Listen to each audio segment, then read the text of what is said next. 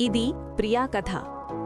5 సంవత్సరాల పాటు తన ఆందోళనని ఒక భారీ బ్యాగ్లా మోస్తూ జీవించింది.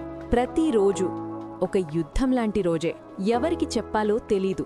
సహాయం అడగడమంటే బలహీనంగా మారిపోవడమని అనుకుంది. నేనే తట్టుకోవాలి అని తనకు తానే చెప్పుకుంటూ ఉండేది. ఒకరోజు ఆమె స్నేహితురాలు సింపుల్గా చెప్పింది, నువ్వు ఒంటరిగా ఇంత భారం మోసుకోవాల్సిన అవసరం లేదు. అంతే, 5 పదాలు, కాని తన జీవితాన్ని మార్చేశాయి. ఆ మాటల తర్వాత ప్రియా తనకు తానే అవకాశమిచ్చుకుంది. ఈరోజు ఆమె థెరపీలో 6 నెలలు పూర్తి చేసింది. ఒకరోజు ఆమె నాతో చెప్పింది, నేను థెరపీ ముందే మొదలుపెట్టి ఉంటే బాగుండేది. ఇంత లైట్గా మళ్లీ ఫీల్ అవ్వగలనని నాకు తెలియదు. నిజమేంటంటే, మానసిక ఆరోగ్య ప్రయాణం ఒక పెద్ద జంప్తో మొదలవ్వదు. ఒక చిన్న ధైర్యమైన అడుగుతో మొదలవుతుంది. కేవలం ఒక్క అడుగు.